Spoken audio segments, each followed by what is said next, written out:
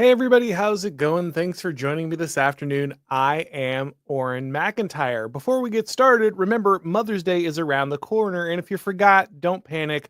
We've got you covered. Instead of running to Amazon or trying to get the usual flowers, you could get your wife a ticket to the Share the Arrows campaign with Blaze Media's own Allie Beth Stuckey. It's being held in Allen, Texas on October 11th.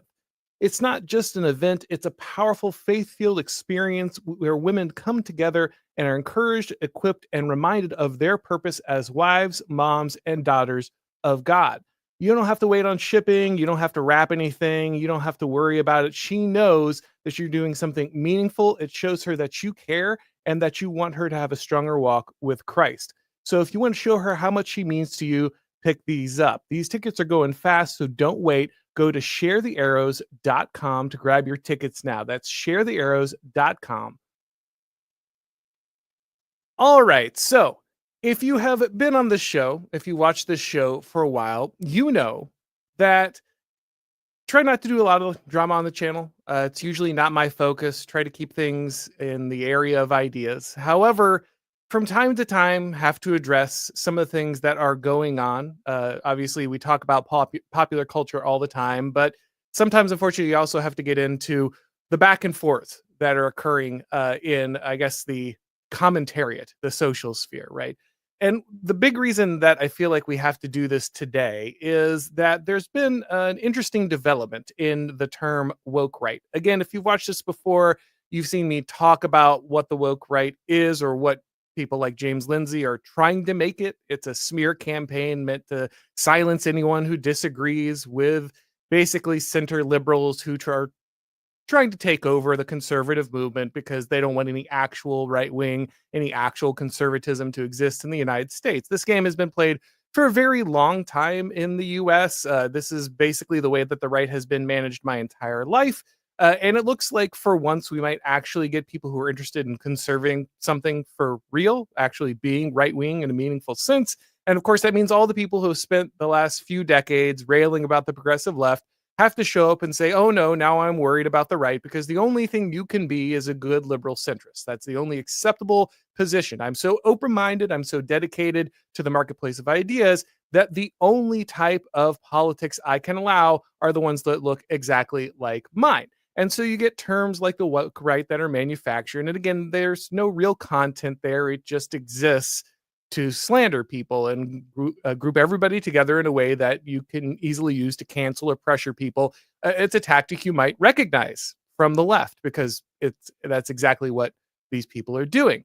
Now, I wouldn't be doing this video if James Lindsay had just gone on another show to talk about what the woke right is, because he's done that plenty of times. And I've kind of gone over the fact that what he's saying is just vacuous. It holds no real truth. Everyone, I think, who looks at this honestly can recognize what he's doing. He's even admitted openly that what he's doing is designing a term to smear people. It's particularly manufactured so he can attack people. And but the interesting thing this time is he went on a show with Jordan Peterson, who has had his own problems with anonymous people on the internet. We'll dive into that as we review the clips here. But the thing that was different this time is right after James Lindsay kind of spouted off a lot of nonsense in this interview, he then turned around and attacked Matt Walsh of the Daily Wire for being part of the woke right. Now, I don't know about you, but that's not the smartest tactic to appear on a guy's network and talk about how the woke right is evil and they're all Nazis, and then to turn around and attack the other people on the same network with the same phrase. You're just turning around and telling everyone you think Matt Walsh is a Nazi. And so James Lindsay got into it with Matt Walsh and basically half the internet, like as half the conservative sphere, because most people recognize that Matt Walsh is not one of these people. And the fact that James Lindsay is making it so clear that he's willing to use this language on anyone and everyone who disagrees with them, no matter their actual positions, it really creates a stark contrast. So I want to dive into that dynamic today. Why did James Lindsay go after Matt Walsh? What triggered this attack? And how does this play out? What does this look like for the wider right wing as we see kind of these factions bumping up against each other? I'll get to all that, but before I do, guys, let's hear from today's sponsor. This episode of the Auron MacIntyre Show is proudly sponsored by Consumers Research. You've heard about Larry Fink and BlackRock and ESG and all the ways that they're ruining your life, making your groceries more expensive and making your video games more woke. Well, Consumers Research has spent the last 5 years making Larry's life hell, and they're just getting started. Their work and its consequences have been profiled by the Washington Post, New York Times, and most recently, Fox News business reporter Charlie Gasparino wrote a whole chapter in his book, Go Woke, Go Broke, on how effective they've been at dismantling BlackRock's ESG patronage scheme. He's making Larry Fink lose the last bit of hair on his balding head, and you should follow Will's work on X so you can laugh along with him. His handle is at Will Hild, at Will, WILLHILD, on X. All right, guys. So here is the genesis of what happened. I don't know the order of operations. I don't know if James Lindsay and Jordan Peterson planned this in advance. I do know that I've seen Jordan Peterson adopting some of James Lindsay's stuff. He's corrected a number of James Lindsay's assertions about the quote unquote woke right. So they already kind of didn't agree, but sort of agreed online previously. So I imagine this conversation was a way to smooth that out or try to set some kind of narrative. Try to have it actually coalesce, because as I've pointed out repeatedly, Lindsay's definition makes no sense. He knows it makes no sense. He's repeated multiple times that he had not fleshed it out, that it really didn't have a lot of content. And again, it's just an empty term that he uses to attack people rhetorically. However, he's been trying to like reverse engineer content into this term now that he's kind of successfully anchored it somewhat in the zeitgeist. So again, this is a very classic move. You create the rhetorical frame and then you fill it. He didn't know what he was saying. He just coined the verbiage first. Thought if he was vague enough with it, people might fill the content in for him. And to some degree, he was right, because James Lindsay is very wrong, but James Lindsay isn't stupid. James knows what he's doing. He's creating a dialectic. He's creating the thing that he warns people about the most. He's hoping that if he can get these two sides to argue and he can get one side to inhabit the frame that he's setting for them, then he can shape the discussion that's going on. And he knows that the more that the whole thing is discussed, the more he gets that purchase. Again, the only reason I'm talking about today is that seems to have backfired on him quite badly. So he did this show with Jordan Peterson, and I can't do the whole thing because it's an hour and a half. Obviously, we can't watch it all together here. I've cut a few clips out of it so we can kind of respond to, I guess we could call it the highlights of that discussion, because it was rather absurd and rather bizarre, and in many ways somewhat content free. There are large chunks that I had to cut out because it was just kind of these guys repeating the same thing, like, that's Marxist. Yes, it's Marxist. It's very Marxist. It's extremely Marxist. Did you notice how Marxist it is? Very Marxist. We are saying it's Marxist. Like, there's a lot of that for like 20, 30-minute stretches. It was quite impressive. However, I think it's important to look at this scenario, because after Lindsay cut this show, where he and Peterson go on for an hour and a half talking about how basically all these people who disagree with them are Nazis, right? Like, they talked endlessly about the Nazis. They couldn't stop talking. In fact, James Lindsay repeatedly tells you to read Mein Kampf during this. Make of that what you will. So they could not stop talking about it, which is very different from the left. You know, the good thing is that James Lindsay and Jordan Peterson are not adapting the strategies of the left for their own ends. And you can tell because they're only talking exactly like leftists talk, right? Everybody is a Nazi. Everybody who disagrees with me is a Nazi. Everything that is outside of my Overton window is fascism or communism. Like, some of this might sound familiar to you, right? It's Joe Biden calls you a fascist. James Lindsay calls you a fascist. Jordan Peterson kind of calls you a fascist, but there's no connection there, right? It's probably the woke right or something. Anyway, the point is, after going on and on, calling all of his enemies Nazis, James then goes on to Twitter.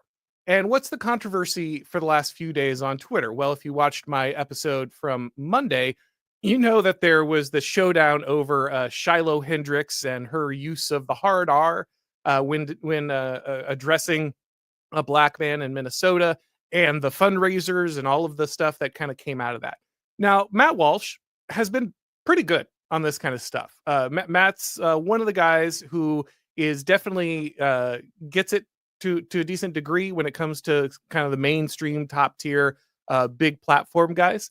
And he's been pretty good on these issues in general in the last few years. And he was specifically very good on the Shiloh Hendricks thing. You know, he had a take that was, I think, relatively similar to mine, where like even if this woman's behavior isn't perfect, she obviously should not have her life destroyed for uttering a word. And the fact that uttering this word that we still can't talk about because, of course, it would be blasphemy, and we would all lose our because there might be a little bit of power imbalance in this word. The fact that that is still such an incredible taboo in our society, and people think that that literally means you should die, or you should be arrested, or your family should be attacked, and that a decent amount of conservatives seem relatively okay with that outcome. And they're so obsessed with being good anti-racists that they think that you just shouldn't make sure that a woman is safe ultimately, even if she used inappropriate language. That's kind of where they're at this point. Like, yeah, you can kind of destroy a woman's life for using inappropriate language. That's reasonable. But some dude can raise $500,000 over stabbing a white kid. That's fine. Like that dichotomy is fine. Doesn't need to be any kind of backlash. And Ben Shapiro took the tact you would expect, right? He was like, "Oh, it's terrible. This is the worst thing in the world. How could you possibly support this person?" Matt Walsh had more of the look. I don't like everything she did here, but ultimately, I'm glad that this signals the end of cancel culture, and it's important that cancel culture is dead, and that's more important than if someone from time to time drops a hard R, right? Like it's not great behavior, but that is much, much less important than getting rid of cancel culture. And so Matt was able to see the forest for the trees. Now, Matt and Ben having differences of opinion, that's fine, right? Like they're both on Daily Wire,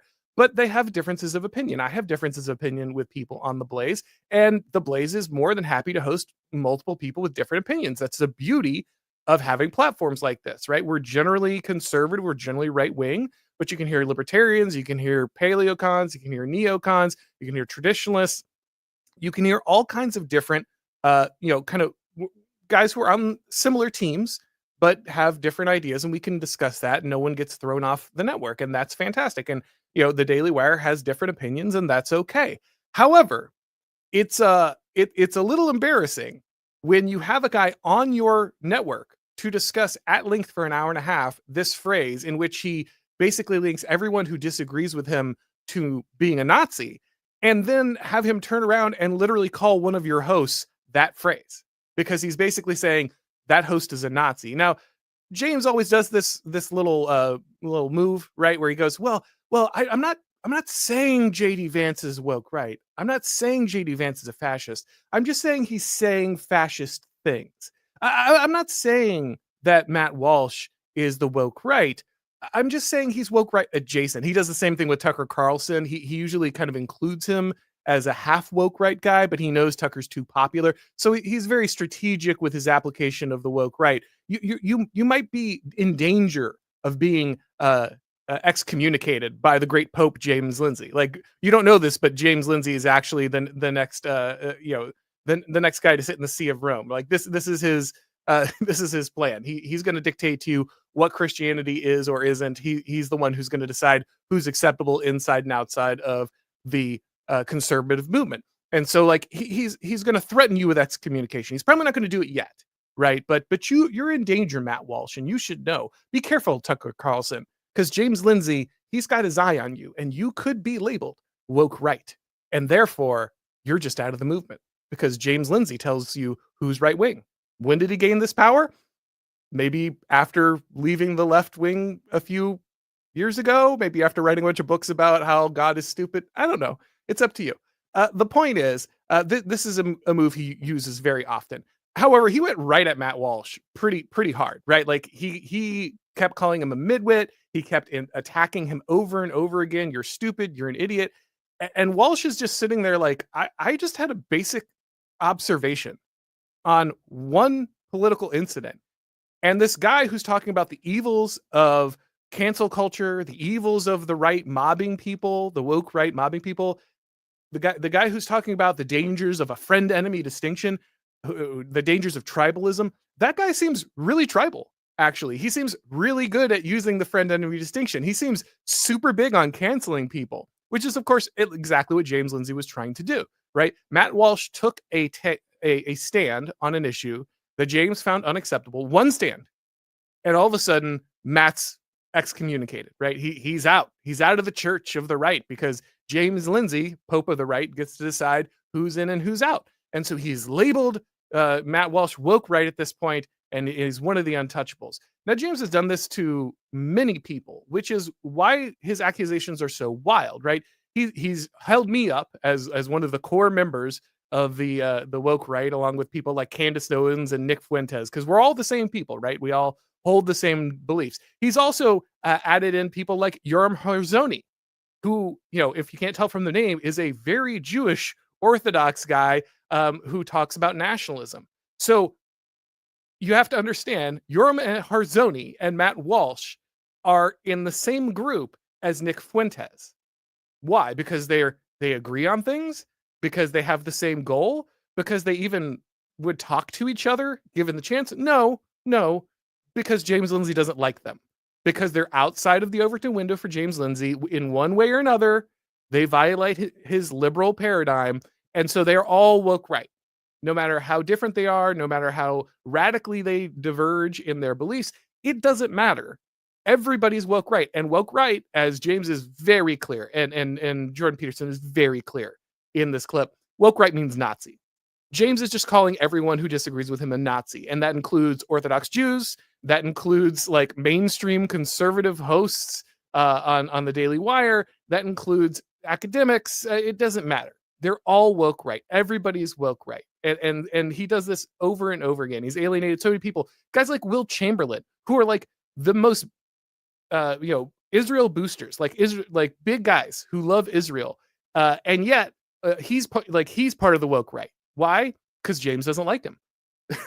So it doesn't matter what you say. It doesn't matter what you believe. It doesn't even matter what you support. If James Lindsay decides like he doesn't like you for 10 seconds, you're on the woke right. Now, again, I hate to focus on James here, but he has managed to get several people to like lash themselves to him. And the fact that he's done that has meant that there are several prominent conservative guys out there who are like defending the things he's saying that are just absolutely insane. Patrick Casey pointed out that this is very much a Nick Fuentes sorry, what's the rapper's name? I forgot all of a sudden. Oh, Kanye West scenario, right? Where like he tied his boat to this Kanye West, thing, him becoming president. And then Kanye West did all kinds of insane stuff. But no matter how insane he gets, like Fuentes has tied himself to that figure. And so like he and a lot of his followers spend all their time defending this completely indefensible guy, no matter how crazy he gets, because like they've already kind of sunk cost fallacied their way into this. And that's a lot of what's happening with Lindsay here. Like there are several people who should have a lot more discernment and have a decent amount of credibility in the conservative movement who have decided that like they're going to buy into this woke right rhetoric and push it really aggressively. And so like no matter how absurd James gets, no matter how ridiculous the things he says are, no matter how insane his accusations get, no matter how many people turn on him and say, "Hey, why are you lumping all of my friends into with like neo-Nazis?"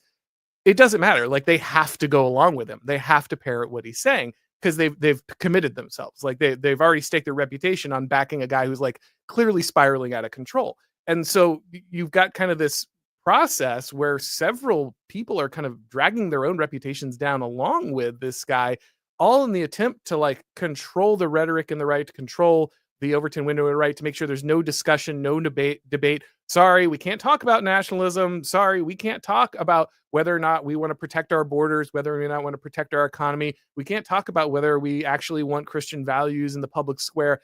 That's all off limits. None of that is classical liberalism, aka 90s Bill Clinton liberalism.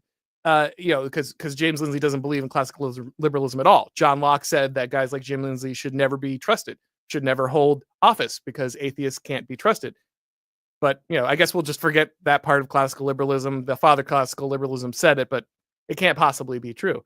So this is the problem, right? Is we're in the scenario where again, I would prefer not to get into the drama of this scenario, but this guy is actively policing the discourse on the right. He's actively trying to cancel and control the frame. And that's the kind of stuff I pay attention to. That's the stuff that really immediately tells me this is a bad actor. That, I have disagreed with people many, many times on the show, right? I've like libertarians on here. I've had people that are even further to my right. I've had people who are Marxists. I've had all kinds of people on the show, and I have disagreed with them. That's fine, right? But when you have somebody who's like, oh no, you can't platform these people, you can't talk to them. All of them are like satanic. All of them are Nazis. All of them are, Jordan Peterson calls all of them parasites in this. It's pretty wild. So we're going to get to the video clips themselves here in a second. But before we do, let's talk about Blaze TV. Hey guys, if you've been watching this show for a while, then you know that around here we encourage something that conservatives usually don't do, winning. That's why it was so great to see Donald Trump's electoral victory, along with the cultural and political momentum that the right just hasn't had in a very long time. But we also know that the fight is far from over, and at some point the left will start pushing for censorship again. If you like what I'm doing here and you want to keep it going, then head over to Blaze TV. They have the behind-the-scenes content, exclusives, and documentaries that you're just not going to see anywhere else. And it starts at just $8 a month, basically the price of a fancy coffee, when you use the promo code Auron at checkout. That's only 26 cents a day to stand with a platform that stands with you. So go to blazetv.com/Auron and subscribe today. That's blazetv.com/Auron. The promo code is AURON, and you'll save $20 right now off the annual plan. All right, so let's play through this video a little bit, like I said, and I will stop and point out some problems here and there. Again, this is an hour and a half clip, or this is an hour and a half interview. I had to clip it down rather significantly to get anywhere on it. If you want to watch the whole thing, go for it. I promise you, I'm not trying to remove any context there. I want you to have all the context you need, but most of it is just like, but everybody's Marxist, right? But also a Nazi. Everyone's a Marxist Nazi. It's pretty much that for an hour and a half. And so they were swept up, the Hitler Youth were swept up to get into this. But it's the same program. There's a game. We used to be the masters of the game, but now we've been dispossessed from the game. They threw us from top to bottom. That was an intolerable experience. By the way, this is all the story of Lucifer. Yes, we've been cast to the bottom. Yes. And so what we're going to do now is we're going to grab our rightful inheritance and we're going to build the structure that returns us to it. P.S. The organizational structure is the Furrer principle, so I'm at the top. Okay, so I want to talk about this Lucifer idea. So Lucifer is the morning star, and he's the angel of the untrammeled intellect.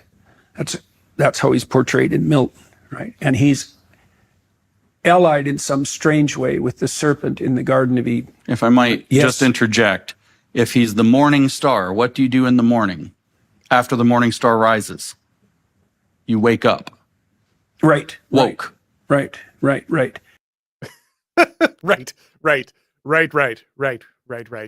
God bless Jordan Peterson on that one. I don't, if anybody who can get through that with a straight face, who doesn't like just immediately spit out whatever drink they had in their mouth, is, they've got a lot of self-control. So kudos to Jordan. I mean, look at that face, right? It's just like, what do I say after that? Right. Okay.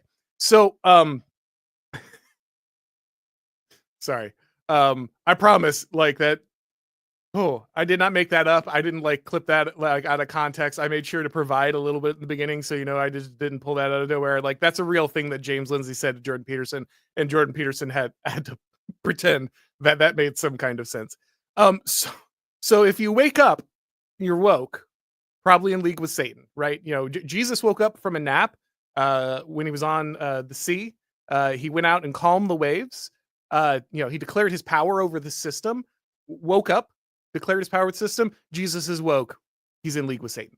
That's the James Lindsay chain of logic here. Like that's really where we're at. Now, of course, as always, there's a little bit of truth in here, right? Like, of course, Satan would be woke, right? Of course, wokeness is satanic. That's something been saying for a very long time, often with people like James Lindsay laughing at us. New atheists saying, how could you possibly use that kind of language to discuss wokeness? Maybe James is doing it for a long time. I don't know. It's not like I watch all of his stuff or anything.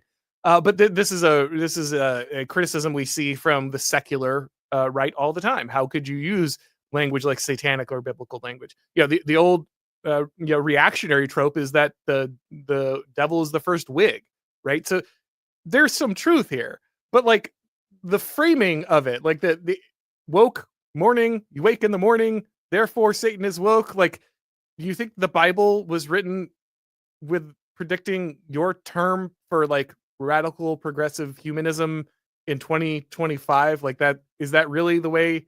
Do you think there's a deep esoteric truth hidden in that statement? It's amazing. Again, just the fact that Jordan Peterson held it together here is impressive itself.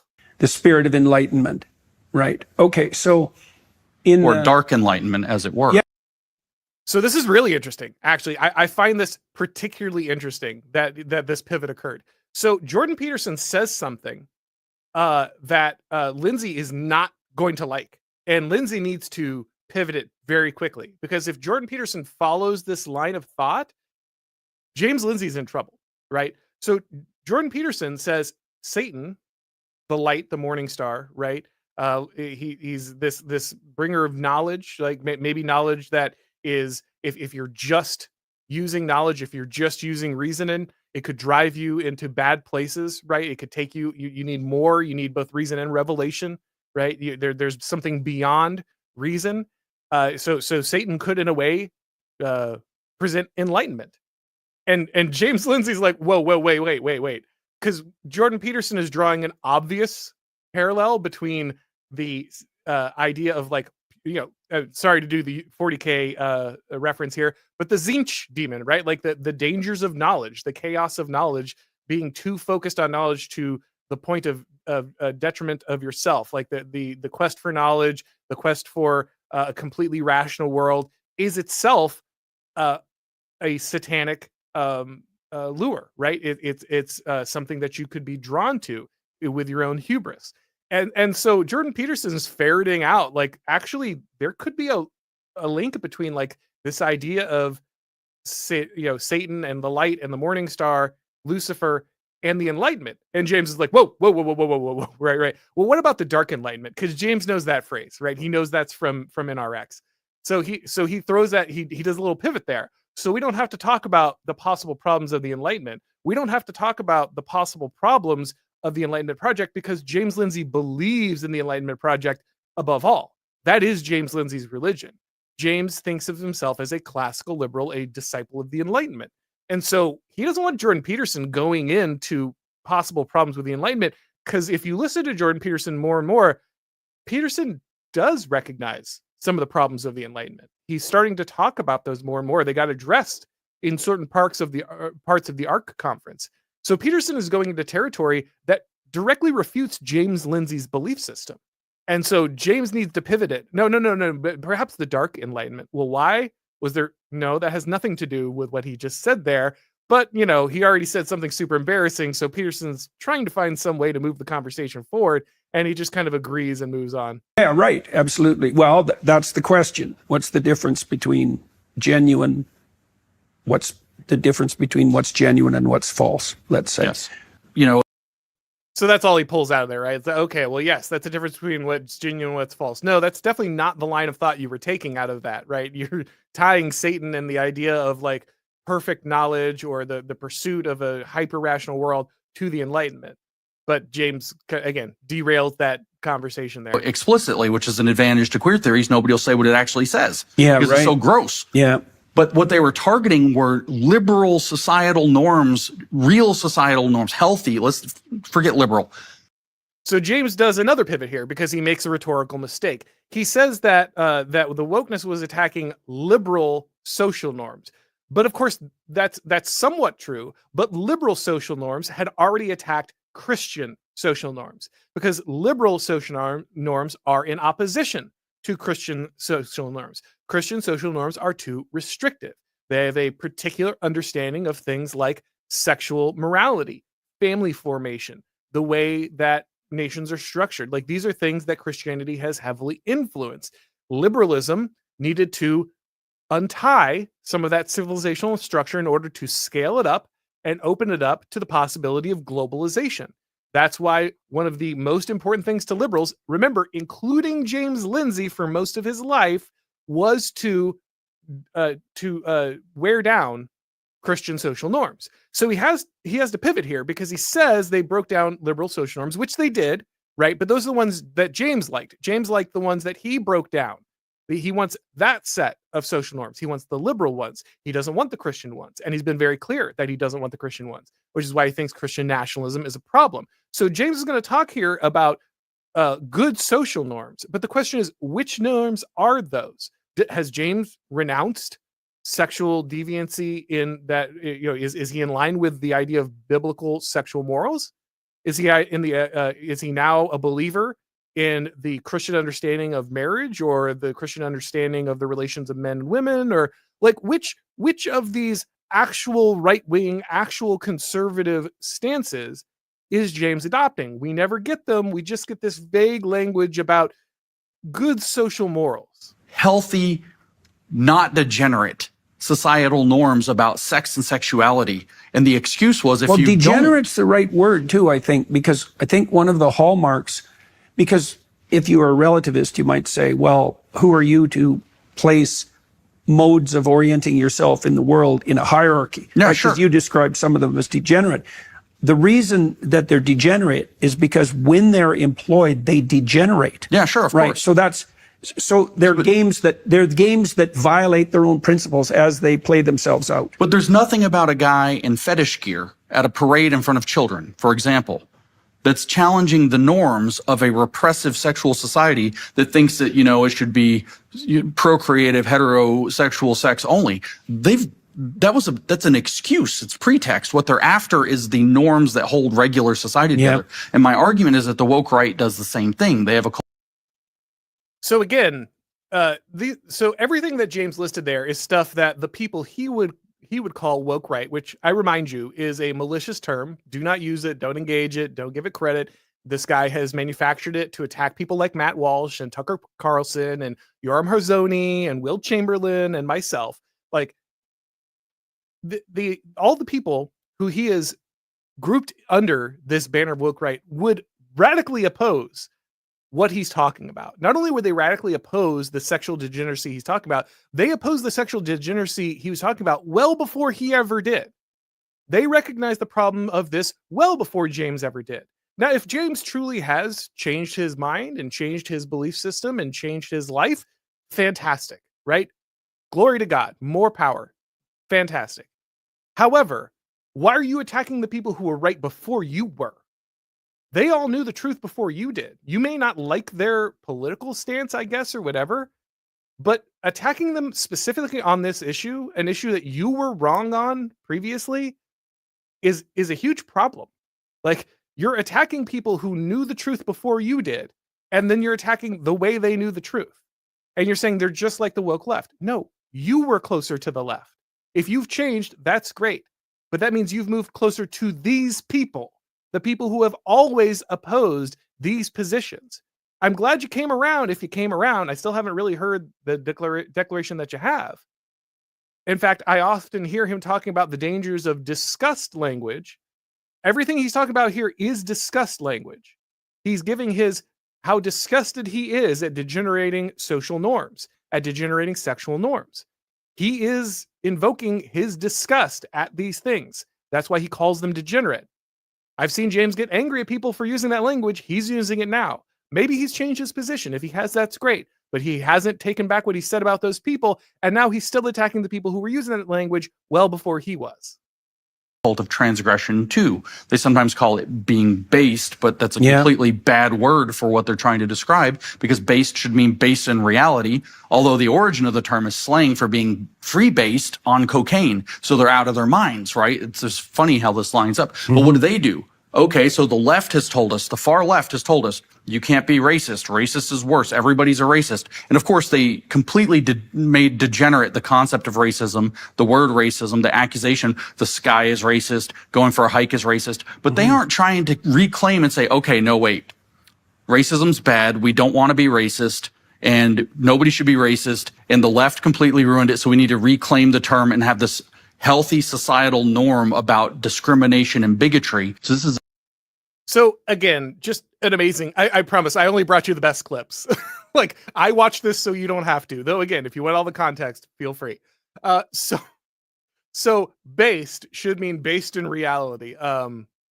Adorable. So this whole interview also could have been labeled "Old Men Lecture Young People," like old man shakes fist at sky. There's a lot of that in here. I don't understand the current terminology, so I don't like it. So I'm angry at it. And as an old man myself, I understand. But so you see James do this pivot again, right? He talks about how important it is. We went overboard with the racism thing. And so therefore, these guys want to bring back all the racism, right? That's the key. And we have to be the most scared, because the most important issue, again, in society is racism. And this is what a lot of the center left, classical liberal, rational centrist guys, IDW guys, they're really revealing themselves here, right? Their religion is still anti-racism. James Lindsay, as much as he's spoken against it, as much as he's written against it, as much as he claims to wanted to expose it, ultimately he doesn't disagree with anti-racism as the core religion of the United States. That he thinks that should be the civic religion of the United States. He just doesn't like the extreme version of it. He's like a moderate jihadist. Okay, he wants moderate jihad, moderate Sharia. That's what James Lindsay demands. Okay, I still want Sharia law. I still want it. I still want a woman beaten if she's walking outside alone. I just use a small rod instead of like a large stick.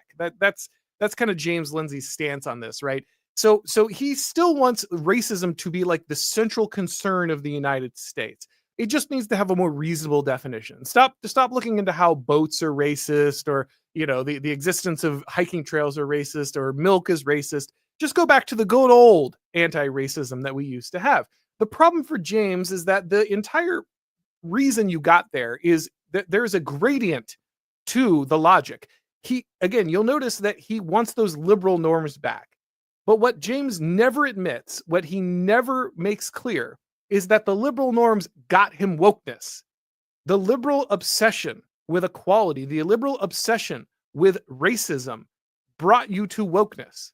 Now, again, as a Christian, I don't think you should hold ethnic hatred in your heart. That is my position as a Christian. But I am not going to use the term racism. One, because it's a propaganda term.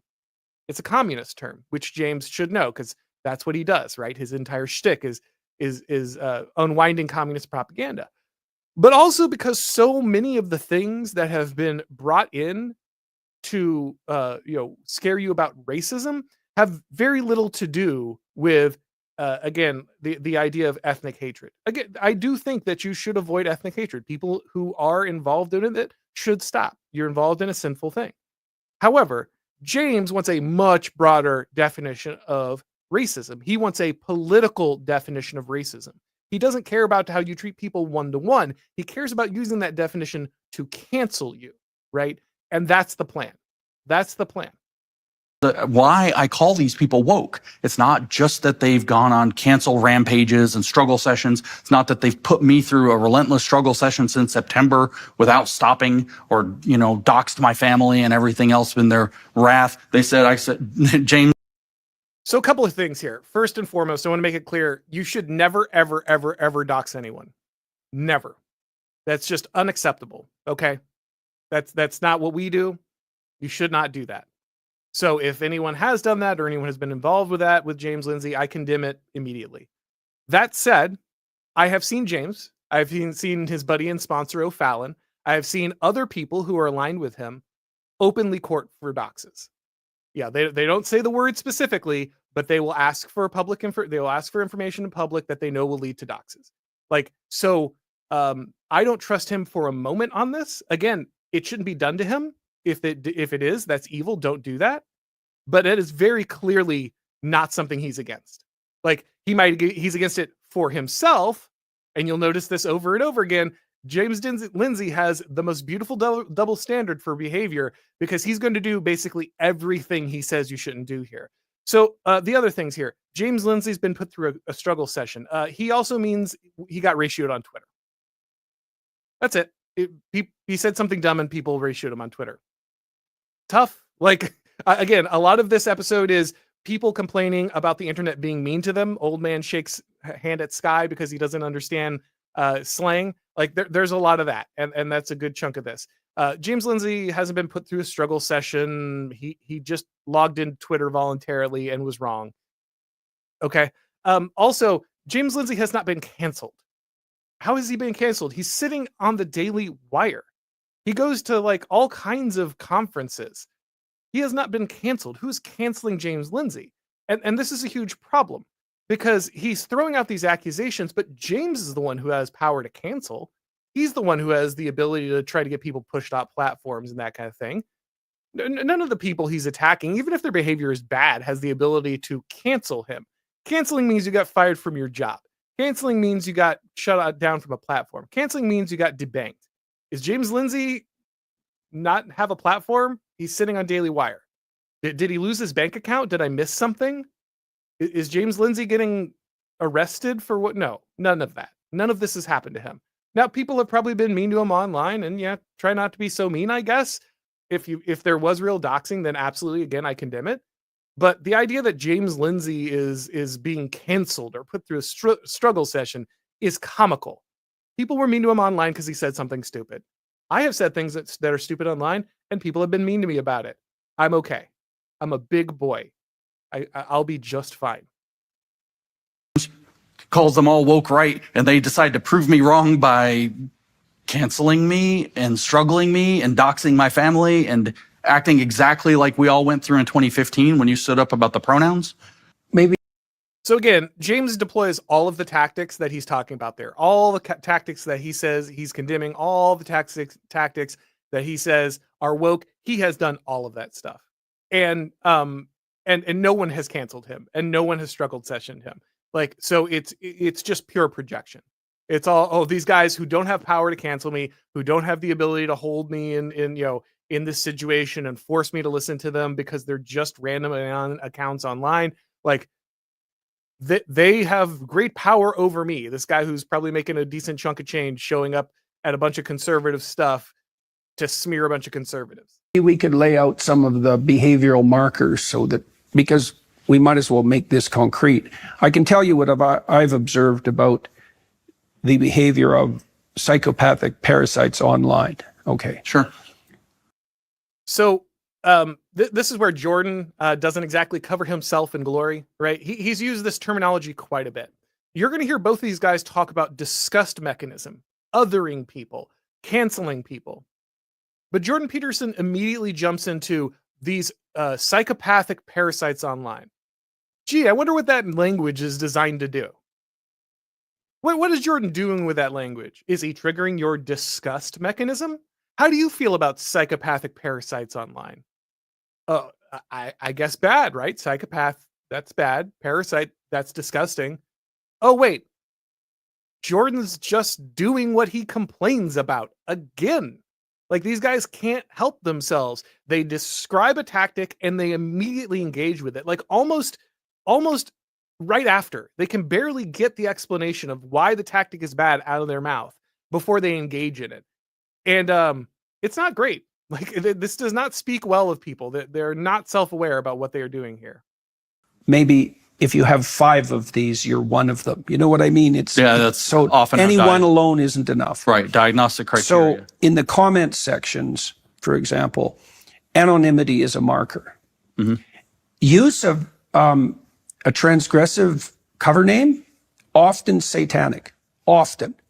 So, and it's tongue in cheek, but no, it's not. So Jordan has really been against anonymity online. And I understand some of the concerns. Like, he's ultimately right that there is a certain level of responsibility that comes with having your real name attached, which some people avoid by having an anonymous account. However, a couple things, they're not usually actually anonymous, they're pseudonymous, which there is a difference. Like, they're using a regular account, you can identify them. And if they're building up a following over time, there is actually a level of accountability to that person, because people aren't going to return even to an anonymous account who's saying things that they deeply disagree with or that they find irresponsible. And so that's not exactly right. Again, I understand that people have been mean to Jordan Peterson online. However, the fact that this now allows him to like transfer these beliefs onto anyone with an anonymous account is pretty cartoonish. Also, Jordan Peterson hasn't thought about the fact that like a large amount of people with anonymous accounts aren't in the US. Like they're not a lot of like white nationalists or anything. Like a lot of them are from other countries. They're actually not even, from like a European country. They're from South America or something, and they're trolling you. Like, they're Nazis in Mexico, right? Like that's what a lot of this stuff is. But like he can't tell, like he can't filter it. He doesn't understand the internet. So he takes it very personally. And again, I understand how that can happen to somebody, but just get off the internet, man. Like it's not for you. And that's okay. Like a lot of people protect their mental health by taking long breaks, limiting their internet use, or just not engaging at all. But Peterson has just not been able to do that. And it's obviously affected him in a pretty serious way. Yeah. Derisive language, right? So that would be language indicative of contempt. Yeah. Contempt's a really toxic emotion. Contempt. Does he hear himself here? Does he hear himself here? He just said all these people are psychopathic parasites. And then he says, but if they use derisive language, that displays contempt, which is very dangerous. So he's going to call people psychopathic parasites, say they're disgusting, say they're insane, that they need clinical help. And then he's going to turn around and say, but if these people use derisive language, like, I don't know, calling someone a psychopath or a parasite, that shows contempt. I don't know, Jordan. Might be telling on yourself here a little bit. In disgust. Hitler used disgust language to characterize the Jews, not fear language. So here we go, right? He gets into disgust. It's Nazis used disgust to trigger the Holocaust against the Jews, and that's why people can't be mean to me online. I, Jordan Peterson, can call them psychopathic parasites. I can call people I don't even know and I've never met and I have no clinical diagnosis or any stuff for. I can call them psychopathic parasites. But that is exactly what I'm just saying the Nazis did, right? Like that's exactly what Jordan Peterson is just saying. Hitler used this kind of language, the language I just used against the people I don't like. Again, they can't go one sentence without describing a behavior they think is bad and then immediately deploying exactly the same tactic. Language. That's right. And you destroy things you're disgusted by. That's right. You stay away from things you're afraid of. He says in Mein Kampf that early in the book, in the second chapter, that one of the best moments, he doesn't say it's the best moment of my life, but he realizes, and it's clear that he's very happy about it, was the moment when he realized that the Jew is not a German and the German is not a Jew. Right. That's disgust. Right. Absolutely.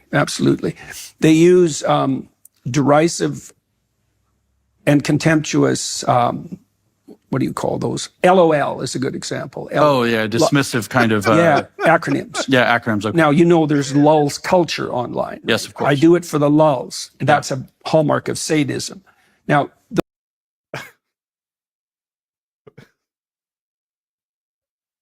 I could have just played. I don't even know if I needed to do a show here. Like I could have just, I guess I am laughing at them here, but I'm sorry. There's lulz culture online.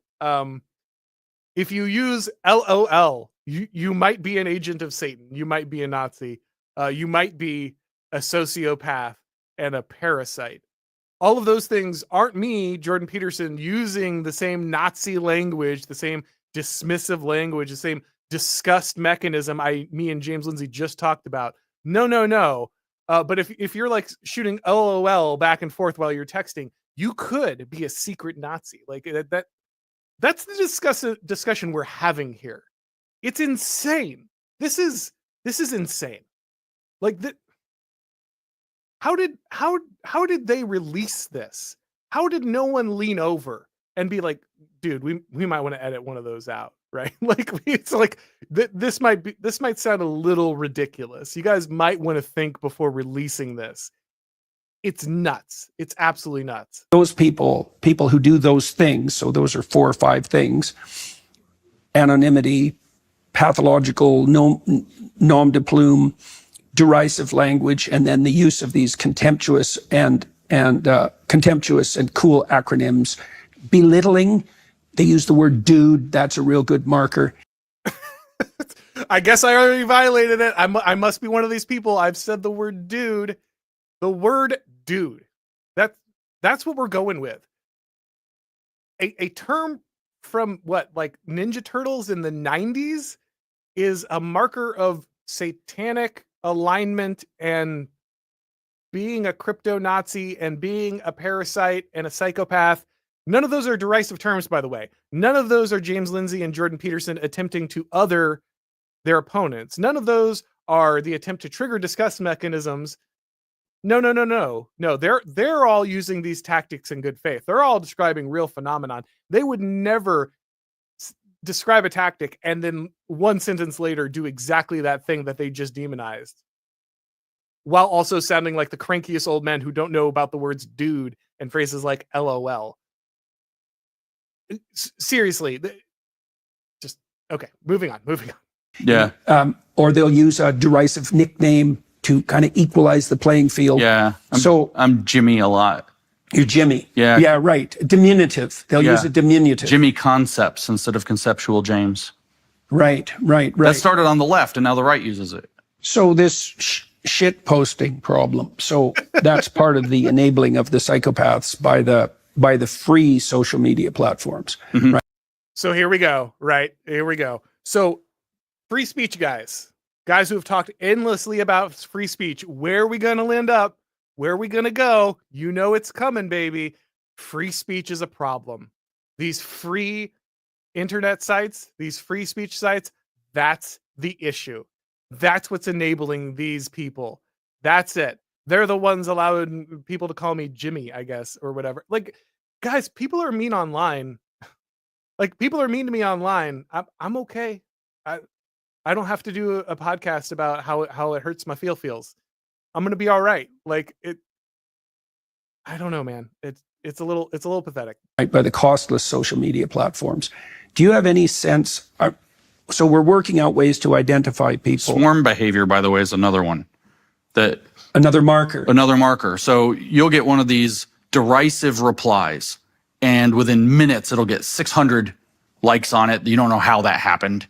From an account with 30 followers, and your reply somehow gets 600 likes in a minute or 2 minutes, and then everybody piles like on. A biblical plague of locusts. And then they jump in on you and say you got ratioed. Of course, a lot of it's bots that people bought. But what they do is they say my comment was more popular than your comment, therefore you're not very interesting, and we're very interesting, so we're ascendant. And by the way, that's psychologically really impactful if you don't know what's going on. So what James is describing here is saying stupid things online, right? Like he says something people disagree with, and then he gets ratioed because it was bad. And James's explanation is everyone who is disagreeing with me online is a psychopath and a Nazi. And they probably didn't really disagree with me. They probably hired a lot of bots, because that's the cope that's necessary when you get ratioed every single day online. Look, James Lindsay has a lot of followers online, but he's gotten less and less positive attention for, I think, what are pretty obvious reasons. What James doesn't understand, because I guess James doesn't understand the algorithm, is that his large number of followers see what he posts. And if they disagree with him, then they come in and they disagree, and then those posts get likes and he gets ratioed. He has a large audience, but the audience is left over in many cases of people who agreed with him back when he was dismantling progressivism, but now find his attacks on the right to be rather vacuous and disingenuous. And he is paying a price for that. And he doesn't understand it. Or maybe he does, and he's just trying to explain basic behavior of being wrong on the internet as being a victim. Because this is a victimhood stream, right? James and Jordan are victims of all these really mean psychopaths and parasites and bots online, and they're going to talk about it, right? They're working through their feelings about having people be mean to them online. Now, again, I think there's people who are too mean online. I certainly think there are behaviors that are well beyond the pale, like doxing, that you should never, ever do. But Like, most of this is James complaining and Jordan Peterson complaining that people are mean to them online, and sometimes that they say stupid things online, and then it gets pointed out. And that is somehow like swarm behavior, Nazi behavior, woke right behavior, telling me I'm wrong online, like me getting ratioed because I had a stupid moment online. That just shows that everyone is woke. Like, that's really what we came to here. Like, that's what the term is for, to tell people to stop being mean to me online. Yes, definitely. You feel like the crowd, they tell me this all the time. We're all laughing at you. We're all laughing at you. We're all laughing at you. Yeah, right. It's very sophisticated psychological torment. Unfortunately for my antagonist, Hallmark of sadism. I understand the game, and therefore Does it affect you? only when I'm not prepared for the pathway by which it comes. So unfortunately for my enemies, I understand this tactic, which is why, one, James uses it all the time, and two, that actually he's going to do a whole show about how much it affects him. So maybe not as effective a defense as one thinks. When I'm aware of it, no. But when not at all, except maybe to encourage me. Somebody put up a meme of me the other day, and it shows like a guy building a castle standing inside the wall, a big giant guy, and it's me. And there's all these people throwing rocks, and it says on the meme, it says, James when his haters throw rocks at him, and I'm building a castle out of all the stones they throw at me. And so no, not so much. You can kind of tell why James might get ratioed on Twitter from time to time. Except they can catch you off guard. They can catch you off guard. And what catches you off guard the most, and this is the power of the struggle session, what will catch you off guard the most is when one of your friends buys it. Mm-hmm. They see it and they go with the people that are haranguing you. So again, this is exactly this tactic that James uses on the people he's calling woke right. James is slandering people like Auron Harzoni. He's slandering people like Jack Posobiec. He's slandering people like Matt Walsh because he wants their friends to cancel them. He wants their friends to put them through a struggle session. He wants someone at the Daily Wire to pull Matt Walsh aside and say, hey man, maybe you should tone it down. He wants people like Auron Harzoni to stop talking about nationalism. He wants guys like Will Chamberlain to stop being Donald Trump supporters. He wants people like me to stop being acceptable in public. That's why he made the phrase. He's literally designed this entire phrase to deploy the exact tactic and dynamic he is complaining about now. But again, James cannot go 1 minute without describing a tactic and then deploying it. He's going to condemn the tactic and deploy it immediately because that's what they have done over and over and over again. Mm-hmm. That's when it'll get you.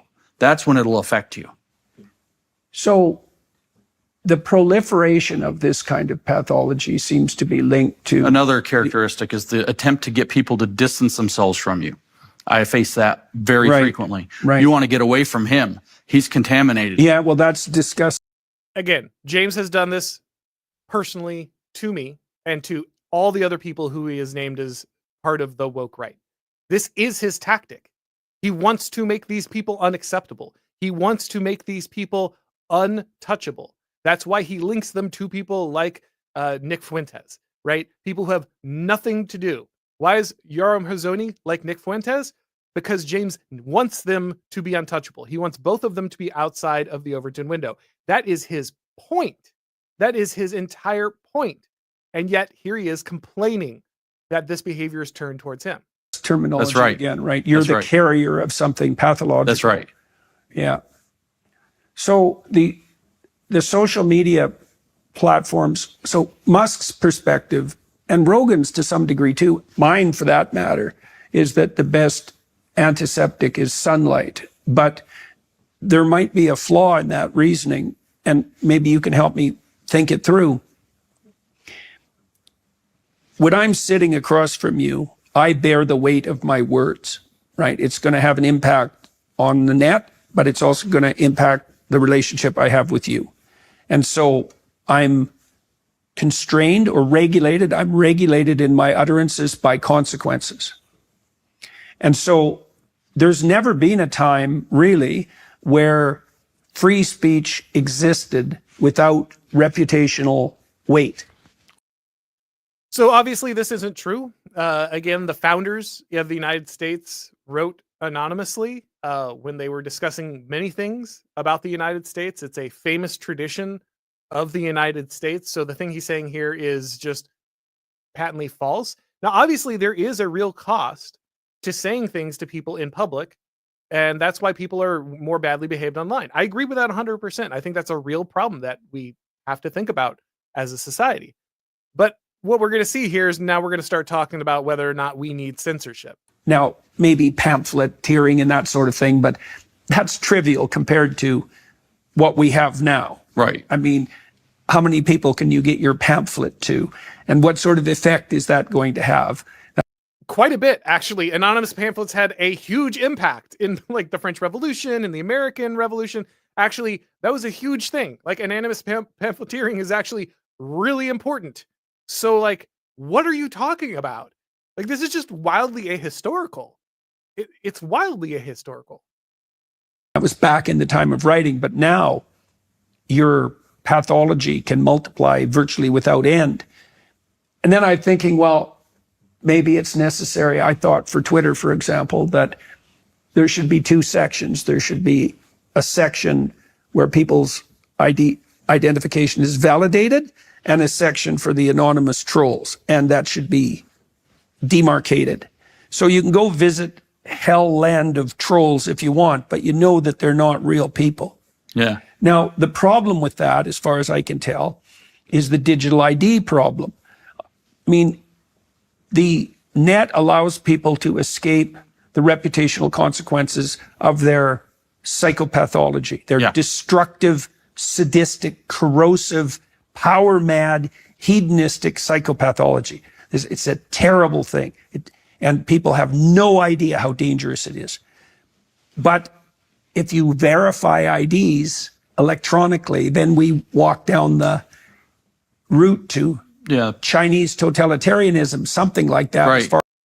So I left that clip in because I want to make it clear, like I wasn't just selectively editing. So to Jordan Peterson's credit, despite the fact that he is way, way, way too worked up about random people online being mean to him, he at least recognizes that going down this road that he's talking about, the thing that would actually get rid of anonymity, creates a problem because you're going to create authoritarian governance. Like, at least he grasps that. Though James Lindsay comes back and ultimately says, maybe we should have like a government branch that's involved in this. So James doesn't, James kind of mouths his own concerns about this, but ultimately seems to side with the possibility of government control to solve this problem. But I just, like I said, I want to leave it in credit to Jordan Peterson. He does hit a wall. He does hit his own moral wall on the idea of censorship and government control. So I didn't want to edit that out and deceptively create this idea that he did not have that principle, because he does voice it at least at the end here, even though ultimately I think there are some other parts that he was not so great on. All right, guys, that's the clips I'm going to go over. Like I said, it's an hour and a half. So we've already gone an hour here, just going through like 10 minutes of it. So obviously cannot respond to the whole thing. But if you would like the whole context, you can do it, though I promise you it's a lot more of this. And most of it is even less interesting because I don't pulled out the parts that I think are probably the most worthy of discussion. That said, let's pivot over to the questions of the people real quick. The Sanity Roll says, James Lindsay looks like if Reddit was a person. He is definitely a fedora tipper, to be sure. Joe McDermott says, I take issue with the claim that Lindsay is not stupid, given his relentless dedication to stupid arguments. The only alternative of him is being a subversive, evil liar, a politician or propagandist. I mean, again, James Lindsay has lied about several people, and he's obviously deploying propaganda in the word woke right. So I think that's fair. I mean, again, he turned around after the show and immediately attacked Matt Walsh with this term.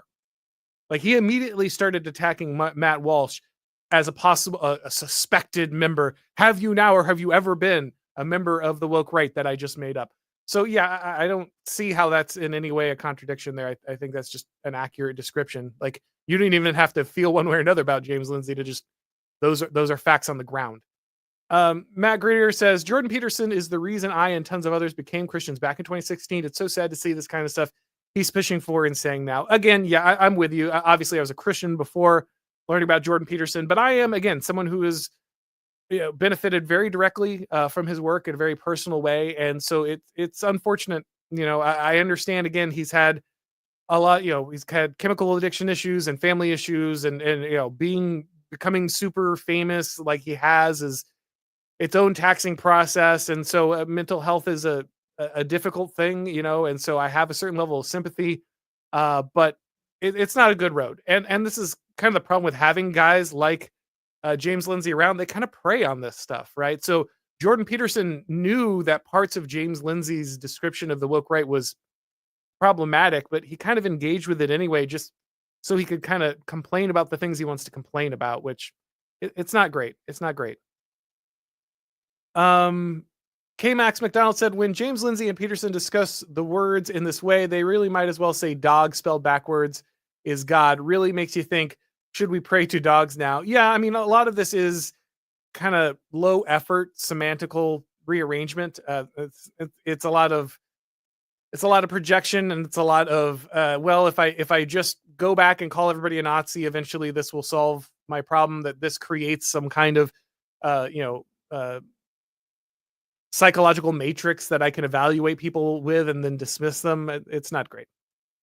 Elijah Timon says, Auron, you and your fellow woke right archangel Michael Enjoyers need to watch out. James Lindsay is going to give you what for with the NyQuil right. Yeah, I've heard people respond to him as the NyQuil right, or the sleepy time right, which is pretty funny.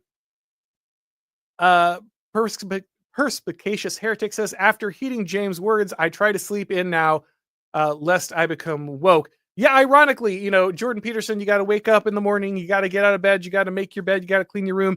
James Lindsay with the, actually, no, go to sleep, stay sleepy, stay sleepy out there, guys. Let's see. Asmith here, thank you very much, sir. He says, like many, I had a James Lindsay phase.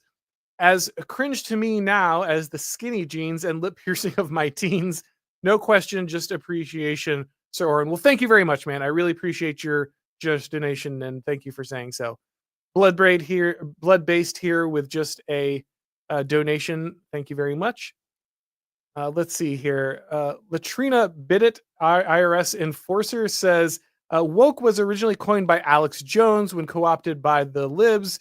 We must embrace woke right and lean into it with JD Vance memes or Shiloh and become far worse than they can imagine. I don't think you should inhabit the frame of your enemy. I don't think you should take on the woke right moniker, especially, and this is important, I'll stop and say this real quick, especially because James Lindsay is obviously incorporating Christian rhetoric now into his description of the woke right in hopes of, basically, you have to take, if you assume the woke right label, you're basically assuming his label for Satanism, right? And Carl Benjamin made this point in his video earlier today on this topic, that James Lindsay is trying to basically make all of the people he's labeled woke right untenable to Christians, because he sees Christians actually recognizing that they need to care about politics, that it actually matters if they win or not, that their values, it's okay if their values are in the public square, and he hates that.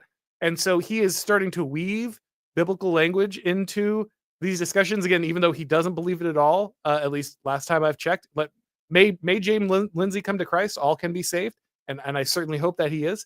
But ultimately, he is cynically weaving this in to try to basically get you to assume the position of Lucifer, right? That's what he's doing. So definitely do not embrace a phrase he's loading with that kind of imagery.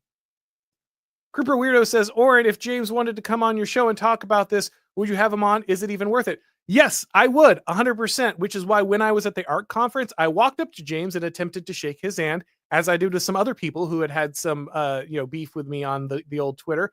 And those other people were more than happy to talk to me for a little bit. And even if we didn't work everything out, they were at least, somewhat personable in real life.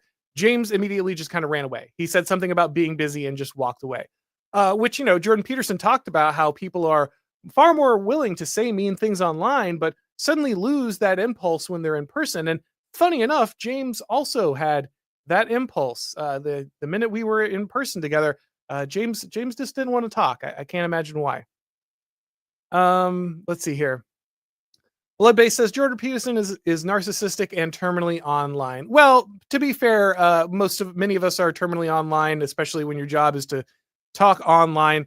And again, I think Jordan has been through a lot of very difficult stuff. I'm not trying to say he hasn't made mistakes. I'm not trying to excuse moments like this where I think he engages in some pretty bad behavior, trying to talk about the danger of Nazis and discuss mechanism, and then calling his enemies parasites and psychopaths. He should know better. He clearly does, because he's explaining the phenomenon. And so it's pretty disappointing to see him engage in that. What the EGAD says is finding humor in a situation anathema. It would appear so. It would appear so. Philosophical Thirstworm says, I'm regulated in my utterances, said the benzo addict who tweets in tongues past 2 a.m. Jordan needs to regulate his drug habit and James his food habit. Again, I don't want to be mean to everybody.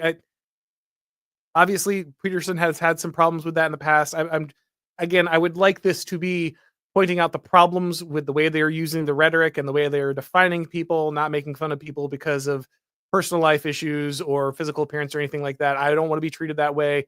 So I'm going to try not to treat these people that way. Even though they're saying mean things, I'm going to try to keep my critique at least in the realm of the way that they are using rhetoric and the way they're deploying their strategies, rather than their personal attacks there. I don't think that's becoming, even though, obviously, nobody's perfect, I suppose. CB says, Jordan used to understand play and took the Kermit the Frog thing, wish he could be the one explaining it to James and Ben. Yeah, that would be really nice, right? Like, this is a guy who has talked very often about the importance of the Joker archetype and the need to be able to be playful and to question power, and sometimes the jester's the only one who can point out the flaws. But he doesn't see that in his own behavior, right? He doesn't see that these anonymous jesters are pointing out real problems sometimes to him. Not always, right? But the problem is he's taking it all in. He's not filtering, right? So he can't take some of it as reasonable criticism that's chastising him back into better behavior. And then he can't dismiss the stuff that is actually just malicious. And that's a big problem. Look, having a big online presence is, I'm not going to complain here, obviously. Like, I love my job. I love my position. But it's not, it's not without its pitfalls. It's not that it's all rainbows and sunshine. It's not that there aren't real issues, especially when it comes to like your outlook and the way that you kind of let things into your life, into your personal life and all these things. That isn't difficult to navigate. So I don't want to just dismiss that for some of these guys, but it would be nice if Jordan recognized his own points, as you're saying there.